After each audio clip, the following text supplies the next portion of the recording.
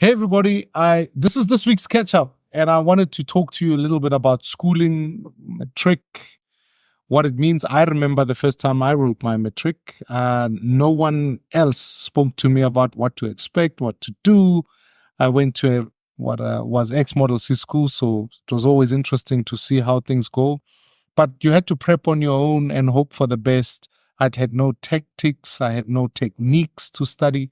So I'm joined by two matriculants who are going to intro themselves, tell you a little bit about what they're going to be writing. And we're going to look today on the subject of education and what it means for all of us as South Africans. Good evening, everybody. My name is Sandisiwe Shope, and I'm the head girl of Sepia van Reineveld, currently doing Matric. What's there to expect this year? There was a lot of pressure. I might say there was a lot of pressure. There still is, especially right now, boiling down to final exams.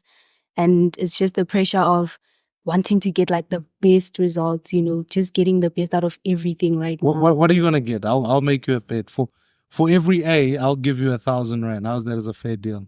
That's fair. That's fair. Okay, let's make that, realistically speaking. Let's wait until it comes back. 5 distinctions. All right. What's up, my brother? I want to make bets like you when I grow up. So, hi everybody. My name is Thapelo Ntlawati. I am the deputy head boy at Sepia van Reineveld High School this year. Interesting. As she said, pressure. There was a lot of pressure from family, from teachers, from students around you. It's from your peers. It's just a lot of pressure. So yeah.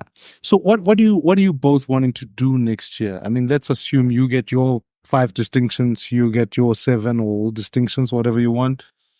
What do you hope to do next year? What is the dream? What's your dream? My dream, I want to study film and television. The reason behind it is I want to create authentic stories, telling the stories of our people. Yeah. Okay. That's for you. Me, I want to study economics and econometrics. Right. Yes, especially specializing in economic analyst, because I'm actually interested in that field. That's what I was very passionate in it too. So I think that's why I want to study it. So talk me through schooling, right? Yeah. Where did you both start school? And did you find that the education department helped you get through all of what you needed to get through? So where did you start?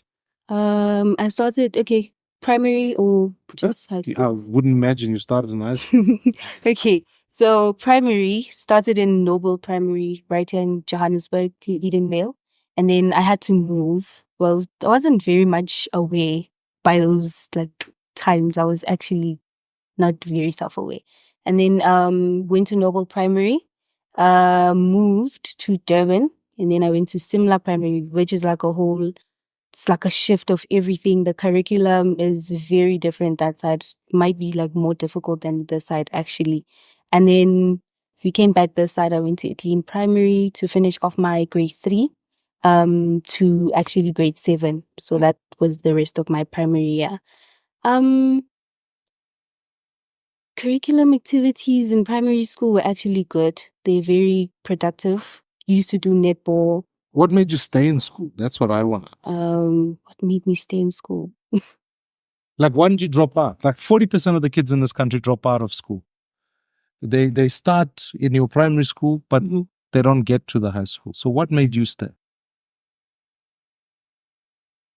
What made me stay actually school? I actually believe there's more that I can do. I actually believe that I can contribute to the society in a way, even though I didn't believe that in the past, but now I actually do because I actually see what's happening in the country as well. So where did you start and why did you start? Where did I start? So for the first 4 years of primary school, I went to private schools. And so the shift from the private to the public government schools, it was very difficult because school was slightly easier when I went to the public schools, because in the private schools we worked ahead. I did work that in grade 4 I learned work that we only started doing in grade 5. So it was kind of easier for me in a sense. So yeah, why I stayed in school. Why I stayed in school. I said I'm a person who believes that I was born to make an impact in this life. I believe that I will leave a mark in this world. And the first step, my father says to me all the time, the first step to you making it in the world is at least having a matric certificate. You can push, but after a matric certificate, that's when you can be recognized as someone with society. Do you think we should have ALO in school? Quick answer. No. No? What do you think? It's not working. It's not working. Mm. Okay. And now tell me, do you think your teachers, and tell me how big were your classes in school? A classroom. Okay, it was actually, I think, I'm just saying, how many kids were in the class? I think right around 30 something. Okay. So you were in a fairly relatively Yes. good classroom sizes.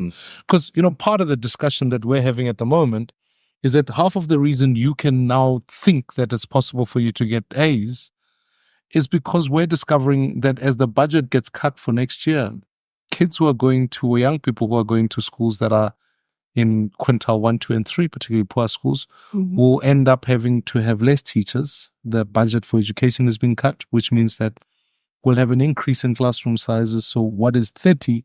Do you think you'd get similar outcomes if it was 60 people in a class like you have? No. I actually Not don't at think all. so. 60 people would be difficult to work with, including myself. No, I don't think so. So I want to tell both of you about this one app that we've been working on. And it's in partnership with another organization. And what they've done is they put together a set of questions for you. They help you decide what is your interests in life, where are your strengths and all of that. And then the other thing that they do is they, in your matric year, will give you revision subjects so that you can be able to go through all the past papers. And then it will stream you to a point where you can know if you want to do accounting at this university, these are the marks that you want. And then ultimately, it'll help you even get into the institution, complete the forms so that, if you like, let's get your career heading in the right direction. So because you guys came to hang out today, and let's touch base, and I'm going to talk a little bit about what are some of the things that we can do in education. I wanted to say to both of you, I look forward to both of you completing the assessment, and then we be able to partner together to say, let's make it happen. Is that cool? Yes. So I'm really appreciative of you guys coming through. So to everybody, I mean, we do this because I genuinely believe in the potential of every child in this country. I think that the future of this country is about the best skilled young people we can possibly get. And our labor, our component of labor in its entirety is not going to be aided in a situation where you find a lot of people unskilled, because they're not only competing amongst themselves here in South Africa. Young people are competing with a child from another country, whether it be India, Bangladesh, China, the USA, because that's where manufacturing is happening. That's where IT development is taking place. That's where all the other development in some ways, as far as other products and information technology is being developed. And therefore, in a transition where we're finding the Internet of Things, or rather the fifth industrial revolution, our young people cannot be left behind. So we're trying to do our best to make sure we give them the best opportunity to be prepared so that they can be able to compete in a global economy.